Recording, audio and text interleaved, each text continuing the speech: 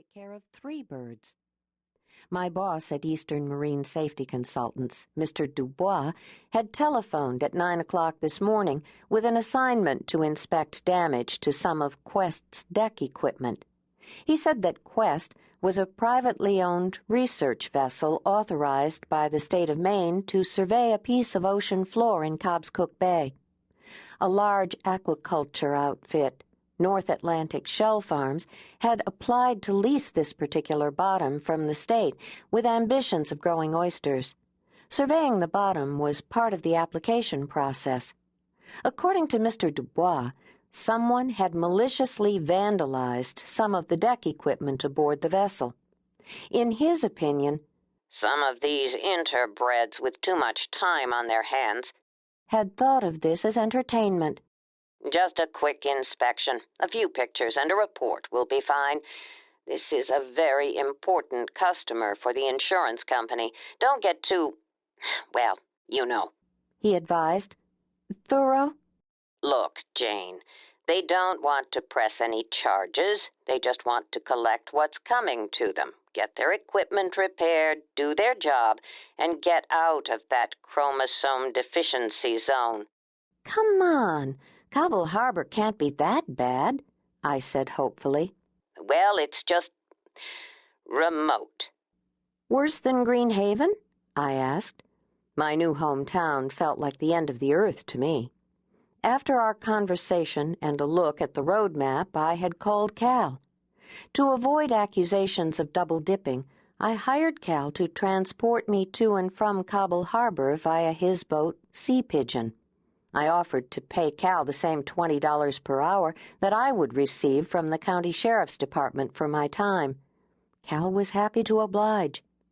The pay was a bit more than he'd been getting at Turner's fish plant before it burned to the ground, and this was an opportunity for him to get back on the water, where he had spent the majority of his working life. Sure, I could have driven my car from Greenhaven to Cobble Harbor, but driving the length of the 2 peninsulas I would have needed to traverse would have consumed the majority of my day, not to mention a significant portion of what life remained in my 1987 Plymouth Duster. By water, the distance was a very manageable 17 miles. Economics aside, I thought a boat ride would be nice. A chronic early bird, I had arrived at our prearranged meeting spot a full 20 minutes ahead of our scheduled rendezvous of 11:30 a.m., and I learned that Cal Dunham was even twitchier than I am when I found him already aboard Sea Pigeon at the public landing behind Bartlett's store. Cal is in his early 70s, tall but stooped from a long career as an offshore fisherman. He's a man of few words, with the wide, honest face of a New Englander. After the unpleasant events following the murder of the town drunk 6 months ago, Cal had proven himself a steady friend. Sea Pigeon was tied to the dock with her engine idling smoothly. I stepped aboard, Cal untied and coiled the single dock line, and off we went toward Quoddy Head. And I was right to think a boat ride would be nice. It was nice. Lovely, actually. We arrived at the town dock in Cobble Harbor, as Cal said we would, at just a few minutes past noon.